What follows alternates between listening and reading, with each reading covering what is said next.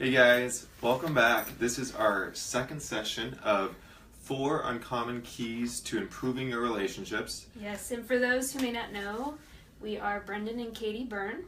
So I just want to get that out there in case you're like, who are these crazy people? Yes. So, anyway. And one of the reasons why these are uncommon keys to improving your relationships is because they all have to do with working on yourself. And so often when we think about working on relationships, we think about the typical things like communication, learning how to do finances together, working through conflict, or whatever. Sexual stuff, whatever it is, stuff that has to do with the relationship. But this really has to do with dealing with yourself, and it's going to be incredible in how it actually helps all the relationships around you. And so this part 2, what we're going to talk about, is actually something that is very underly emphasized, and it's very important, and it has to do with self-awareness, and how self-awareness is actually an incredible tool for yourself, how you can improve, but it's going to affect your relationships greatly. Yeah. So talk about the importance of being aware just in general of. Yes, so definitely self-awareness.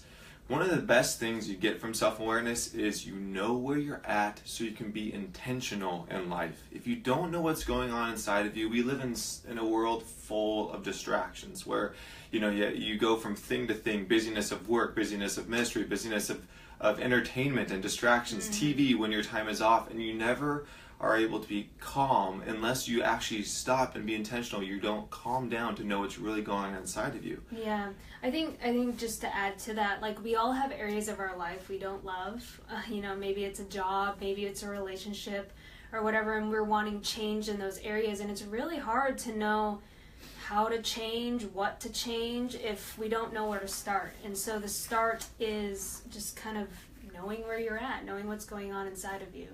So, yeah, like you said, there's just tons of distractions, busyness of life, and it can be hard. Yeah, and as you become more self-aware, you get to be intentional rather than reactionary. Yeah. And you get that awesome chance to fully show up in your relationships. Yeah.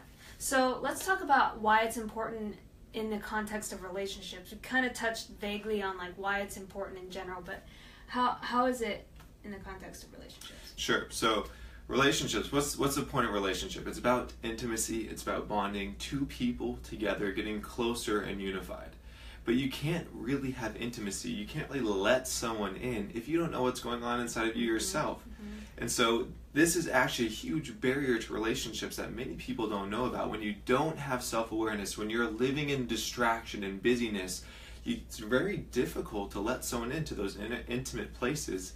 And then when you're not connected with yourself, it's hard to even pursue someone. Yeah. So this is actually a huge barrier that lots of people don't realize in their relationships. Yeah, I think for a relationship to be successful, to really feel connected, you need two people who are fully showing up, mm-hmm. who are aware of themselves and are bringing themselves to the table. So an example of this, because like you said, I think if we're not aware, we can miss opportunities to connect. So an example of this is, I remember in our first year of marriage, I came to the realization that I really loved receiving gifts, and it was a way I really felt loved. And so it was something I shared with Brendon. It wasn't like you should do this for me, you need to do this for me. It was more like, hey, I think I realized this, and here's some information, and you can, do with it as you want. But I just realized I really feel loved when that happens. And, I could have not been in touch with myself and realized that. I could have maybe been on autopilot in that season of my life. But it was a season of my life where I was being intentional with connecting with myself, just giving myself quiet time, journaling, things like that. And that was something I discovered. And it created a point of deeper connection for us. Yeah. So the beautiful thing about that was Katie was actually in touch with a desire. She was in touch with her heart. She was able to express that to me. And then all of a sudden I got to go, oh, I have insight on how to love her better. It brought opportunity to the relationship that would not have been there if self-awareness wasn't there. Yeah. And so it was a really beautiful thing. Yeah. And so... Well, yeah, so that's an example of creating opportunities for connection, but what could it look like maybe in an opposite light of, maybe Yes. a negative context. Definitely. So self-awareness can create amazing opportunities for intimacy, but it can also prevent huge opportunities for disconnection, fights, all that kind of stuff. And so self-awareness is a very good prevention tool as well. And I've counseled many people who have done this in my life coaching, and even me myself. You've experienced this too. So you have a really bad day at work, right?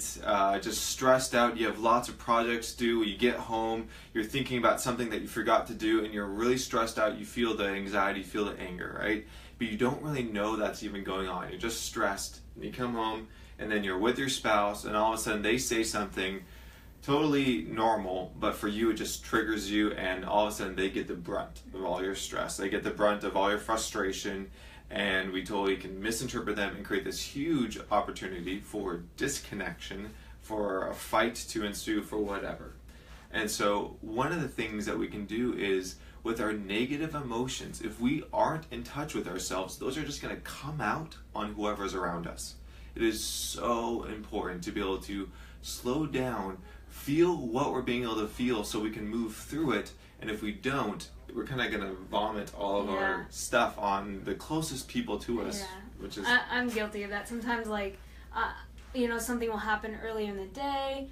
I think I'll be fine. I haven't really stopped to think about it. Then when I'm around people or you or something, and something said, there's a little bit of an edge to what I say. There's a bite in my response, and I'm like, whoa, I didn't even know that was there. I thought I was fine. And then, so maybe if I would have been in touch with myself earlier, I could have prevented that.